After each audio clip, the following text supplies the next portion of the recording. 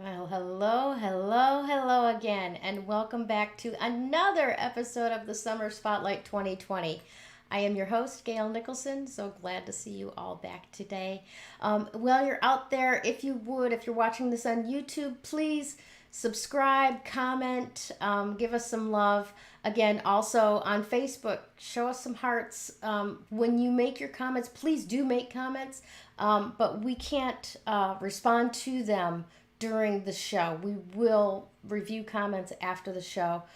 If I do get to see them, I will give you a shout out. So make sure that you chat it up out there. Let's get some people talking about all the amazing business owners that we've had on the show. Speaking of amazing business owners, today I want to introduce you to a guy who is he's really quite a bit of a genius when it comes to small business success. So we get to pick his brain today on why companies are thriving sometimes in this pandemic environment and how to keep yours from not being one of them. So let me introduce you to Aaron Montgomery, the small business success coach at OurSuccessGroupcom. Thank you so much for being with me, Aaron. How are you doing today? I am doing great. Thank you so much for having me. I'm really excited, and I appreciate the really nice introduction here. You say genius, and I think mainly because I've had the opportunity to see lots of failures. So that's typically what makes a good genius. That's really great point. Really great point. You have the experience in seeing what has worked and what hasn't worked. That you can talk to people about, what's going to work for them and what's not. That makes a lot of sense to me. Let me check in. Where are you at right now? What state are you in? Yeah, I'm in St. Louis, Missouri, and lived here for about 9 years. I'm actually from where you're at, though, in Arizona. Yeah. Grew up all around Arizona, but yeah, out here in St. Louis, it's a blustery 90 with lots of humidity. Something you guys are not familiar with, but you know about the heat. Yeah, I don't know how you managed the transition to all that humidity. I come from Michigan, so yeah, huge humidity up there. And coming down here, it's funny. I got off the plane and I could like feel the moisture getting sucked out of my skin. And now that I've acclimated to this dry heat, oh, it's so hard to breathe in the humidity. Um, Yeah. what's the coronavirus threat level, so to speak, there in Missouri? Are you guys completely closed down? Are you limited open with restrictions? What's business like there? Yeah. Yeah, it's been a bit of a mixed bag. So I'm here in St. Louis. I'm actually on the western part of St. Louis, kind of the suburb area, so to speak. Hmm. And actually down in St. Louis, in St. Louis County, they call it. It's been a bit more restrictive. They still have some restrictions in place. Out here on the western part of the city, St. Peter's area and St. Charles area, where I'm at, they've actually been a little less restrictive. Most things are back open. There's certainly social distancing. There's no mask requirement at this point. And the numbers have been relatively low. I don't know if what's the factors are there. Hmm. Certainly for myself and my family, we've chosen to stay home and try to stay in as much as we can and not Hmm. be part of spreading it. But, but we're not afraid or anything like that. So it's just a matter of, I think, kind of going with, I don't know, the biggest thing I've seen is like everybody kind of gets a little up in arms about certain things. And it's like, everybody's got to do their own thing and be their own person. And I think we all just need to kind of understand that. And so here in our area, it's definitely been a little less restrictive. And it is interesting to kind of go to different places and you go, that's not a whole lot of social distancing going on there, but Yeah. they seem to do okay. So Yeah. Well, yeah, it's good to hear that there's different levels of it around the country, and yeah, not all of us are, you know, in areas like New York City where they're literally people stacked on top and top and top of each other for yeah, miles around. So it makes sense that it would be more of a threat in those conditions than it might be in one of the flyover states, so to yeah. speak, you know? So So I'm exactly. glad that you and your family are handling it fairly well. Um, this has been a big shift for a lot of companies, and pivoting has become important.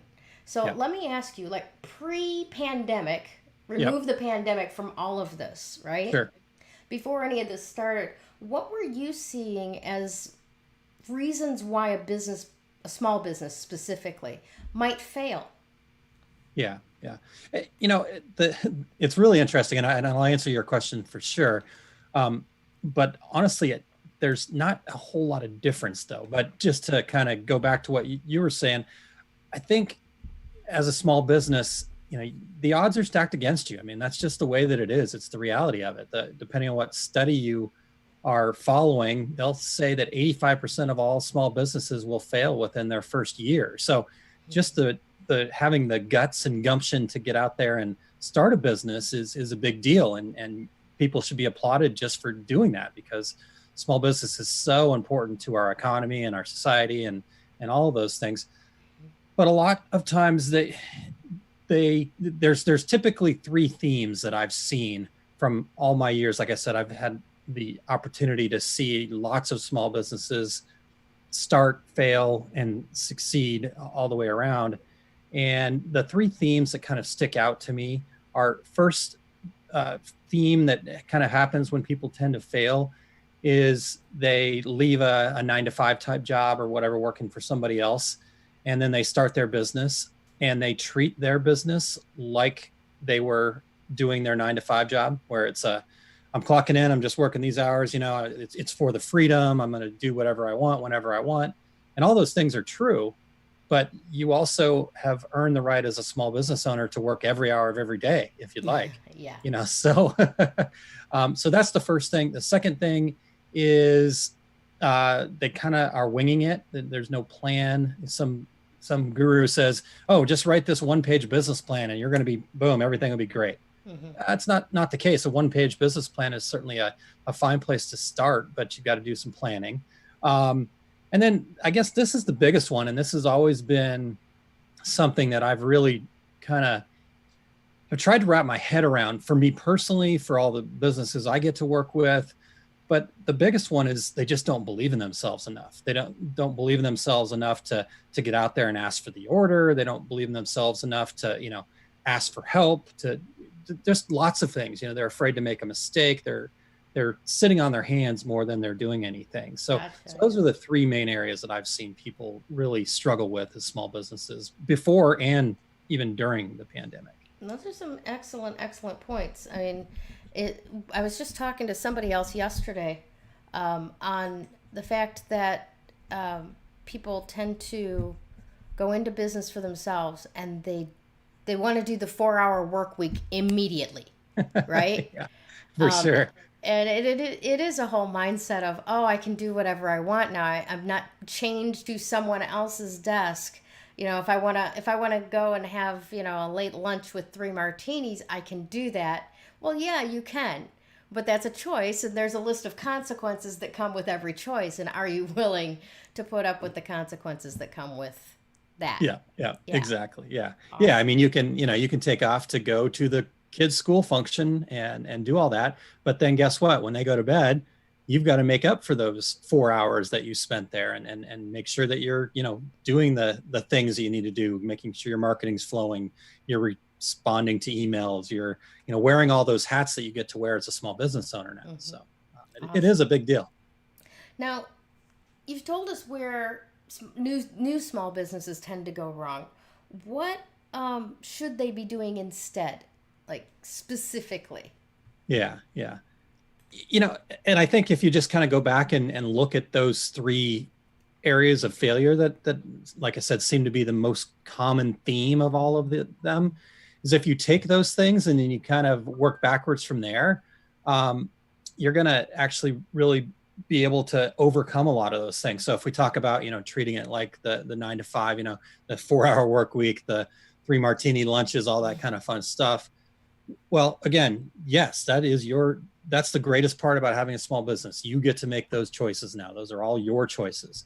But those choices, like you said, come with some consequences. So you need to look at it more of like a cycle, maybe like a farmer. I think that's one of the best analogies that I've heard from a gentleman named Rory Vaden in one of his books. Talked about the whole process as a cycle, like a farmer, where you've got to, work really hard to plant the crops.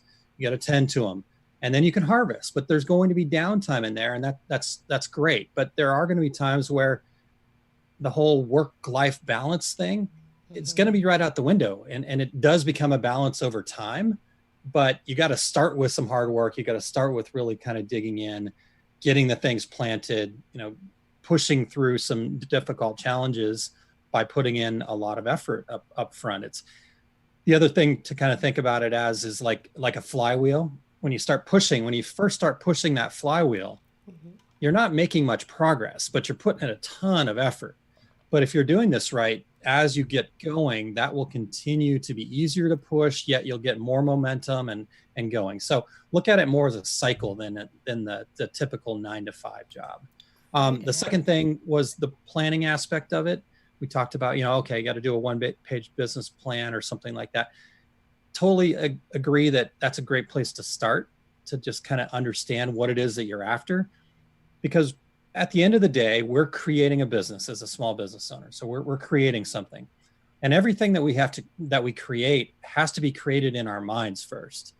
And so the way to go about that is to have a certain amount of your time devoted to working on your business, not in your business. So what happens is people will start a business, they'll go out there, they'll get a customer, they've got a, in a lot of the people I work with are t-shirt decorators. So they've got to, make the shirts, they've got to, send the invoice, they got to do all this stuff. And that's the working in the business part. What they don't do is stop long enough to step back from it and go, okay, what's my next move? What happens when a pandemic comes? Am I going to be ready for it? What are people going to be doing? Do I have enough connections with support around me to be able to weather a storm? Those kinds of things. So getting into the real nuts and bolts of actually planning, working on a business plan for your business would be the other thing that you got to really do. Yeah.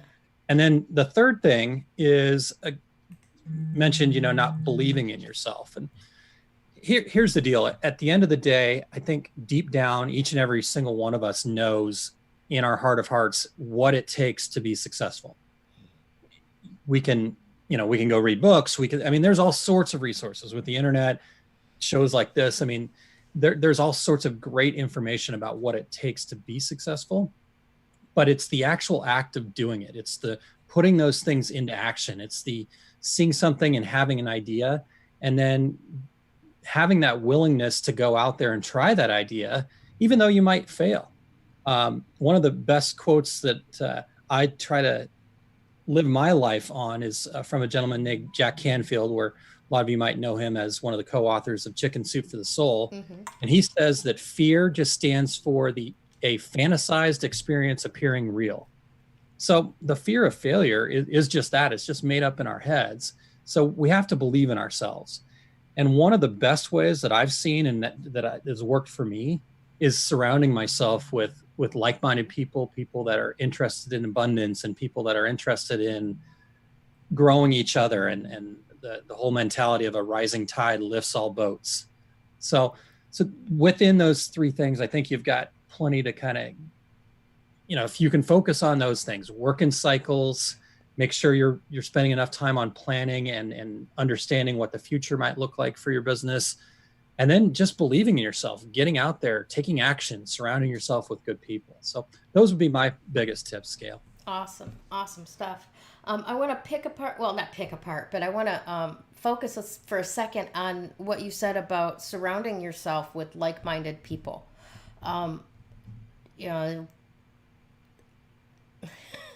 Like 5 sentences just wanted to come out of my mouth at the same time. Here's the thing, and this as well as I do, and I just want to remind our audience of this. If you look at the 5 people that are closest to you and they aren't closer to where you want to be than you are pulling yourself down. Go find people that are 2 steps ahead of you on the path that you're on. because they can reach back and pull you up, and you can reach their hand.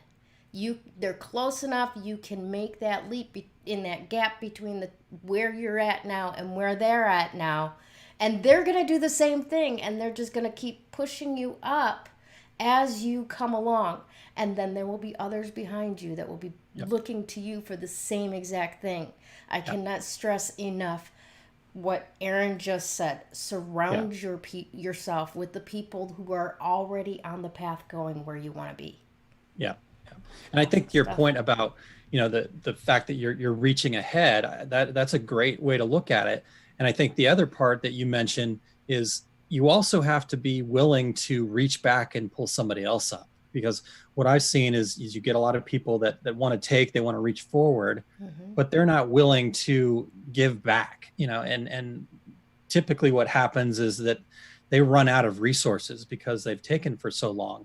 What I've found, in fact, a great guy that a friend of mine here in St. Louis told me this one time when I was talking to him about, what I could do for him, how I could help him because he was helping me. And he said to me, you can't outgive the universe.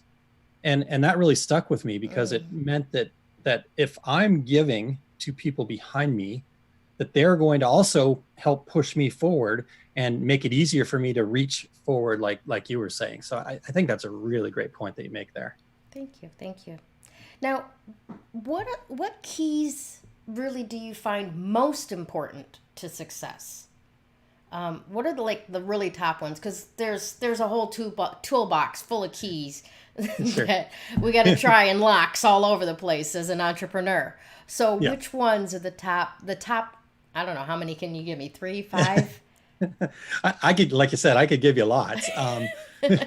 We'll start with just a handful here, maybe 5 or so, because I think the biggest thing that this would be my number one thing that people should really focus on, especially as they're starting or they want to grow their business, or maybe they've been struggling and they want to kind of get out of that rut, is, and some people that aren't into the numbers as much as I am might be a little bit like, but here's the deal. It's really important. You have to understand your numbers. You have to understand what it is that you need in your business to be able to be successful. So, if you're out there and you're selling something that costs you $10 and you're selling it for $5, you'll never make up for that in volume. But if you don't know how much it costs you to be part of that business, then you're going to always struggle, because you got to start from a place of understanding, okay, do I either need to reduce my costs or do I need to be able to increase my prices? And both of those are levers that business owners need to be able to pull.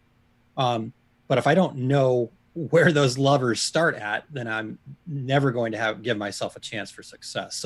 So that's the first thing, is just be, I'm not saying you have to be like a total data hipster like me, where you've got every single number of everything kind of written down, but you have to at least have a pretty good understanding of what your expenses are versus what you need to make and what you are making, and how you go from there. So, and I would interject is with that, just to kind of boost it up a bit, is that we need to be aware of like you alluded to it, the real expense of being in this line of work, whatever it may be, because it's not just, okay, I'm buying a widget for $3, I'm going to sell it for $5 and make $2 profit. Okay. But then you've got the overhead of all of these other things that go into it, whether you've got to outsource video production or, photo editing, or get some professionally done shots. There's all of these little details that go into you being able to stand as business, right? Correct. And if you don't take those expenses into account, your $2 markup on a widget's not going to carry the day. Correct. That's a perfect way to, like I said, I work a lot with t-shirt folks, people that are decorating t-shirts and things like that. And, we call it what does it cost you per hour to have your business open? So like you said, those other expenses, your rent, and because if you're not factoring in that stuff and you do want to grow, then how are you going to be able to, maybe you're working from home, but maybe someday you need to have a storefront or whatever the case may be. Maybe someday you need to invest in a better website. Well, if you've not factored in that part to start, you'll never be able to make enough sales to catch up to that if you haven't already, like you said, factored in those overall costs of doing business each and every day. Absolutely. What's the next one? So the next one is using that information, taking that information, and then understanding the pricing. Most people want to go out and price it this way. They want to go out and search for their competitors and say, okay, my competitor's selling it for $20, so I'm going to sell mine for $19.99. And that's just not the way to. So you have to understand pricing. You have to understand what your customers value, what your potential customers are going to value, what you value. So if you're just trying to be the cheapest game in town, there's always going to be somebody willing to be a penny cheaper than you. And that cycle will continue on until one of you cries uncle. Mm-hmm. So that's the second key is getting a handle on pricing. Again, you don't have to nail these things. You don't have to be an expert at it. You have to think about it. You have to plan for it. You have to look into it a little bit more than just saying, okay, I think I should sell this for this. And then wonder why you're failing, kind of thing. So that's the second key, Gayle. Awesome. Fabulous. Now, in the process of businesses heading towards their goals, I find for myself, I've got kind of a shiny object syndrome, right? You and me both, yeah. And it's like, oh my gosh, I want to take this challenge and I got to, and it's like, they're all useful and they're all helpful.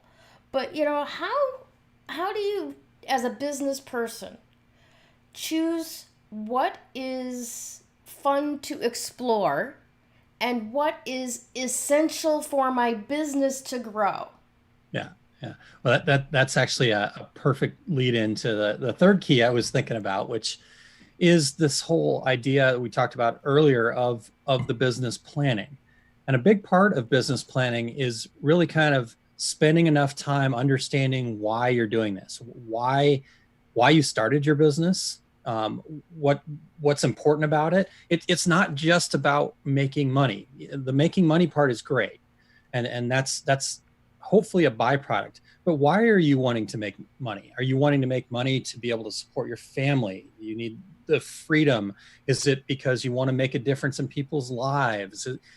It can be a lot of things. Some people start a business because they want to change the world. Some people start a business because they want to change their world, their family. So understanding why you're doing something has got to be the first thing in that whole process that you talked about. Like, how do I know what to do? Because what I've found is that once you can get clear on that why and kind of what your goals are, then all those decisions about all of those, like you said, shiny objects that come floating across our screen from all the great marketing people out there that are marketing to us, mm-hmm. All of those shiny objects can be put against one single question. Does this fit my why? Will this get me closer to my why, to my goal? And if it will, then go for it. If it won't, then it's probably something to pass on and maybe wait until things change, or maybe you'll never go back to that. But I think if you do the planning, if you really kind of try to understand why you're in business and what it is that your customers feel is important and all of those things and what your goals are, mm-hmm. then you measure those shiny objects against your goal, and it's a lot easier to kind of go yes and no, as opposed to, I don't know what's going to happen here, what's not going to happen here. So that's the way I look at it. That's excellent. I love that. I really do. And I want to piggyback on that why. If you have not already figured out your why, don't be ashamed if your why is selfish. Correct. Right? Like, I've gone to business development groups and stuff, and sure. And you hear people announcing their why, and it's all very touchy-feely, and it's all very, I'm going to save the world, right? Yeah. And it made it difficult for me to acknowledge that my why is I like to sit in the front row at a Barry Manilow concert. Yep, absolutely. That's my why. So I've got to have all of my chores done. Good Cinderella syndrome believer that I am. Got to have all my chores done, all my bills paid before I can go have my reward. So that, I mean, I don't care Yeah. if you agree with it. It's my why. Yep. And Totally. I just encourage everybody to embrace your why, whatever it is. You don't have to tell anybody what it is. It's Sure. for you to motivate yourself. Yeah. And I think that that's a really important point because yes, your why doesn't have to be to change the world. In fact, most people's is not, and yet they're still very successful. They're still very uh, influential and important members of society or whatever. Because like your example is perfect. You have a why because of something that's internal to you that might come across as quote unquote selfish, but it's not because that's what makes you happy. And when you're happy, you're out there spreading that happiness, which is spreading to other people. It doesn't have to be change the world. That's why what I tried to mention in there was change your own world, change Yes. what's going on inside of your world. Like I said, let's be front row at that concert as opposed to in the cheap seats. Right. And that's a perfect why, just like everybody else's why. So um, I agree with you 100%. And even though you don't have to share it with everybody, the more people you share it with or put it out there, the more people will try to help you, even if you feel like it's a selfish why. Absolutely, you're absolutely correct. And some of these groups that are on Facebook now, there's a lot of them. There's a lot Yes. of them. All right, varying levels of value. Trust me. Very much so. Yeah. But I think we both belong to the Success Engineers group, right? Rob Garcia. I'm in way too many groups, so I may or may not be. Okay. Well, if you aren't, I'll check later and invite you if you're not. If you're Please not, do. because he's got some great value out there. But again, those are really good, safe spaces for you to acknowledge or to share your why. Among people that get that your why doesn't have to be, you know, saving the planet, Sure. Yeah. right? Exactly. And like Go I said, ahead. regardless of what your why is, though, you're still if it's making you, if it's fulfilling you, it's putting you in a place where you're at your peak happiness, Mm-hmm. then it's helping the world. I mean, there's just no two ways around it. I mean, look at the world around us. If everybody was in that space of we were happy and fulfilled in our own selves, uh, by ourselves, by our own responsibility, we would be in a better place. So I would say that, everybody's why is as important as changing the world because it is changing the world. That brings up a really interesting point and an interesting thought in my head. Have you ever noticed how when you go directly for something like happiness, Yeah. you can never catch it, right? Correct. But when you go for doing something that is fulfilling, right? Happiness is a byproduct. Correct. Similarly, when you go out there in business, I'm not going to do a sales message that says, hey, I'm due for another first row ticket. Why don't you buy my product? Correct. You can't go directly at it. The money coming is a byproduct of you fulfilling your purpose, serving Correct. others, right? Yeah. Yeah.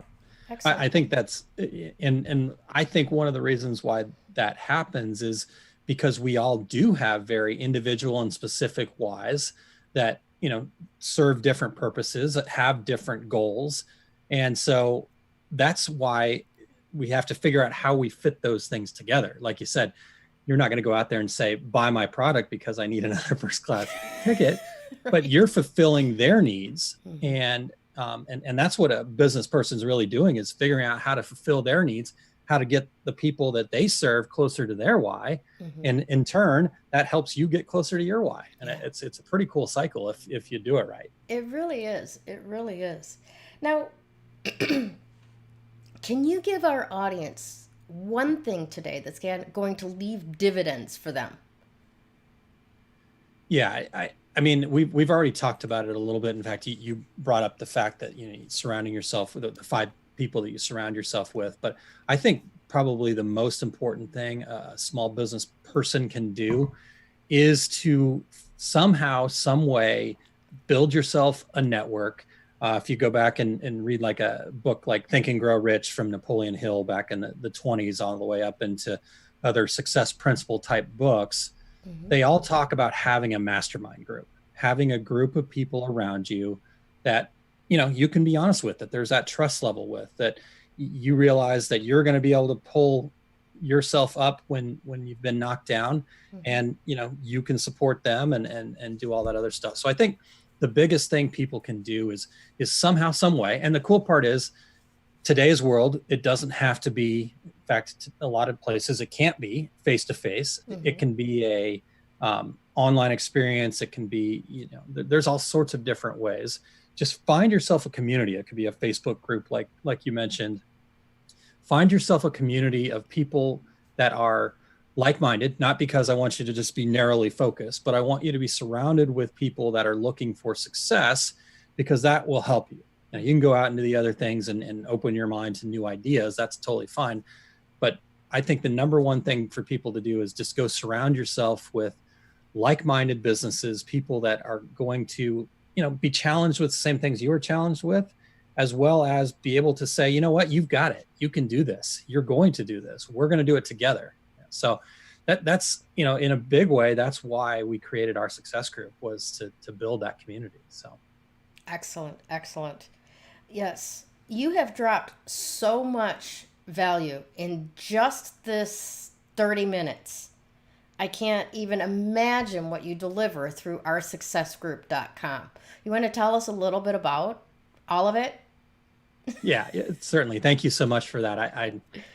I've been blessed, like I said, to be around a lot of businesses that have done a lot of good things, and I've also seen lots of failures and been parts of lots of failures. Heck, I've made more mistakes than I can count. At a certain point, it was let's see, about this time last year, I met up with a friend of mine who's a garment decorator, and we had just looked at it and kind of said, why do people struggle as much as they do? There's information out there and it's just coming from way too many different places. So we kind of got together and we said, okay, well, what's important to us? And we actually solidified our why. In fact, I posted up, we talk about it all the time. And our why is to provide resources that empower over 1,000 businesses to achieve their idea of success. And I've had people question me about it. Well, why only 1,000? I'm like, well, that's where we want to start. We'll regroup as we get beyond that. But if we can help 1,000 businesses, we're going to feel successful. And so we built this group called Our Success Group, and it's lots of different things. It's business training. It's a support group. We've got a Facebook group and other things like that. My favorite thing is actually a thing we put together called Success Tracker. Let's see how this does on the green screen. But we actually have people tell us what their goals are. And then we send them a certificate. We send them a little round to it, meaning, put this in your pocket so you remember to take action. We have a whole list of here's how to achieve your goals. And then we announce it to the group. We all work together. We all go, oh, well, have you tried this? Oh, okay. Well, you're doing great. Keep it up. Good job.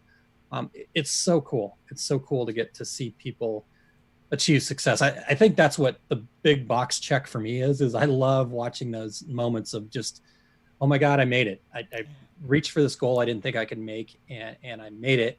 And for me, I love kind of, like you said, that selfish bit for me is that little check mark I get in my heart that says I was a little bit part of that. Right. So, right. Yeah, it's called Success Tracker. And don't be bashful about that, because you know what? We are all human beings. The bottom line is that we don't do anything that does not serve ourselves. Correct. Right? The fact that it does serve other people is a happy byproduct, but Correct. There's nothing to be ashamed of. Your why is your personal. You know what I'm saying? It's like, yeah. There's no wrong why. Well, correct. There's some wrong whys, but I think you got to be those are usually revealed in a villain's monologue. Those. Totally, yeah. Fortunately, that's few and far between. So. Awesome.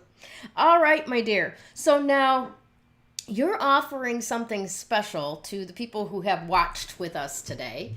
Tell us a little bit about that. Well, the success tracker that I mentioned, that's the way that we want to get people involved with our group to see if it's something that is worthwhile for you.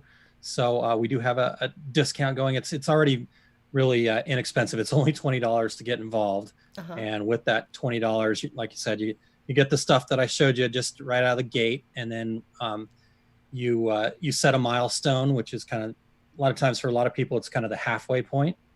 And once you get to that milestone, we send you out some swag. It's a coffee mug that, you get to show off, I did it. I reached my milestone. And then once you reach your goal, you're going to get a t-shirt. And really though, the big part of this is you're getting that, we all have those days where you kind of go, man, this day sucks. I'm not going to get there. I'm struggling today. And what I found is that if I've told people what I'm shooting for, when I have those days, normally towards the end of that day or maybe the next day, somebody that I told about my goal pops in and says, hey, how's it going? I'm sure you're doing awesome. And you go, huh, you know what? I'd be letting them down if I stop right now too. So that's what it's all about. We've got $5 off of that just to kind of, again, get you in the door. So it's fantastic. So it's cool. The link to get that Success Tracker program with the $5 off discount will be in the description of this video. So please go in the description, find it, click on it, and join. Aaron, I want to thank you so much for a delightful conversation and being with me today and all of the gold that you dropped for my audience. Thank you so very much. Do you have any final thoughts for our viewers today? Yeah, my real final thought is really just to thank you. It was a great conversation. We talked about finding like-minded people, and the first time you and I got to chat, I felt like I'd found somebody that, was very like-minded. So appreciate everything that you're doing and appreciate your help getting people through the pandemic and now to the sunny side of things, right? Absolutely. Thank you so very much. All right, Facebook, have a fantastic day today, and we'll see you again tomorrow. Bye.